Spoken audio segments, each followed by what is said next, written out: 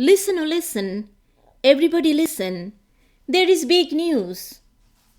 The village priest is going for holy cruise. As soon as news traveled through the village, millions of people started gathering in the riverport to be the part of the holy trip. When the two boats, packed with passengers, almost ready to leave the port, a pious young woman named Mokhoda, who is always looking to perform some benevolent deeds, rushed to the riverport and asked the priest, "Can I come along, sir?" The young woman, with her innocent eyes, continued to beg, "Can I come along, sir?"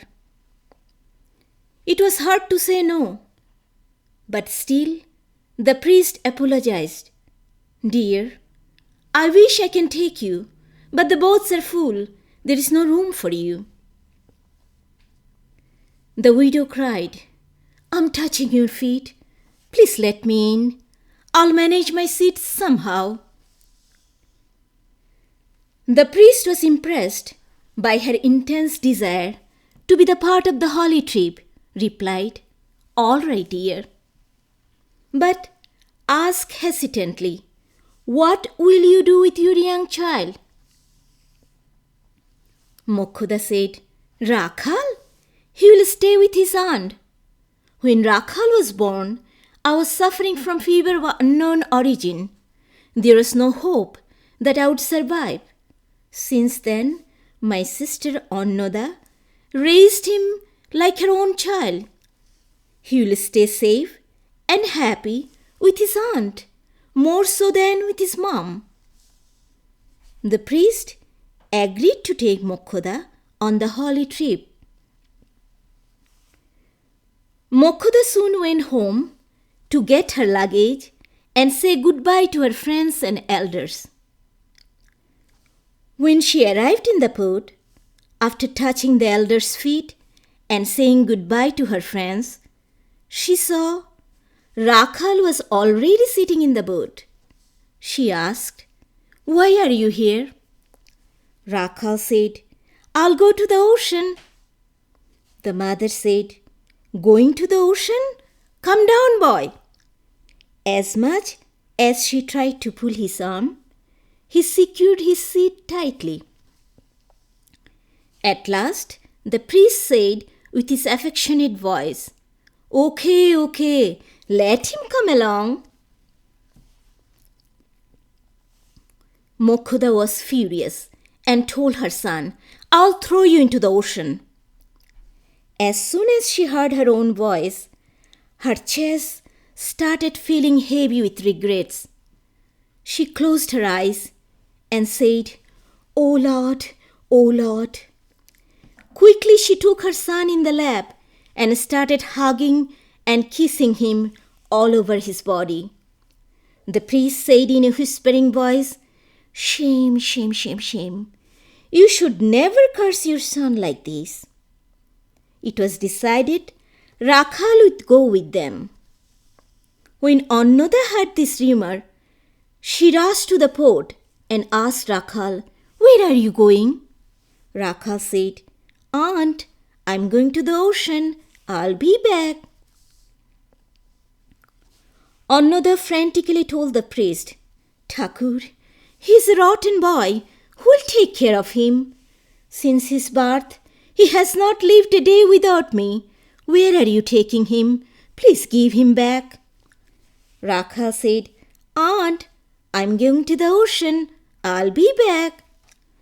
The priest said affectionately, "As long as I'm with him, you do not need to worry about him. This is winter time. When the ocean are calm and lots of people are traveling, no fear of natural calamities, coming and going for about 2 months. I'll bring you Rakhal back." At the right moment, with the name of Lord, the boat left the Churni river port on a beautiful, foggy autumn morning. The whole village became tearful. Many people remained in the port as long as they could see the boat. In the late afternoon, the boat was parked at the riverbank, waiting for the high tide. All the curiosities are over now, and Rakhal now wants to go back to his aunt. Water and water all around, driving him crazy. Smooth, thin, dark black, cruel tide with their greedy tongue looked like snake's mouth rowing for the young child face. O earth, O affectionate mother, this silence, this static evergreen earth who tolerates all the troubles, dragging us wherever we are with great attraction to its peaceful, indefinite entity. The restless boy started asking the priest every few minutes with a curious voice, "When is the tide coming?" Suddenly, the water became restless. The water began to swell. The boat started shaking, giving the signal that the high tide has arrived. The boatman, with God's favor, turned the boat north. Rakhal again asked the priest how long it would take to go back to his aunt. Before the sunset, within 2 miles, the north winds became so wild, it seemed like the high tide and the violent winds were fighting with each other. All the passengers started screaming, "Park the boat!" But where was the boat? Untamed, angry water all around seemed to dance and claps with millions of hands and a cruel smile knocking the boat out of balance. As far as you could see, one side there was blue forest line, the other side a hard, merciless, torrential rainstorm racing the sun arrogantly like ocean thrown from the sky. The helpless boat started moving in all directions. The thunder was roaring. A fork of light, brilliant and buzzing with magnificent electricity, flashed and tore the sky apart, and the ocean stirred violently. Black waves, like enormous claws, ready to swallow everything in their way. The frantic, brutal, unforgiving wind and the bone-chilling, numbing cold cupped to the passengers' clothes, making them shiver. Some passengers were speechless, some calling their relatives' name. The priest, with his dry, pale face, named all the gods that he could remember. Rakhal was hiding his face in mother's lap. Then the helpless boatman started screaming, pointed out to everyone in the boat that somebody betrayed God. Whatever they promised, they did not give. That's why we have to face the storm at unusual time. Listen, please give the God whatever you promise. Do not play games with an angry God. All the passengers threw all the belongings into the water, but still the water crashed into the boat, threatening to drown the passengers. The boatman again said angrily, "Please give the God whatever you promised." All of a sudden, the priest stood up, looked at Mokhoda, and said, "This is the woman who promised God her son and now has changed her mind." All the passengers screamed at once, "Throw the boy in the water!" Mokhoda said, "Priest, save me, save me."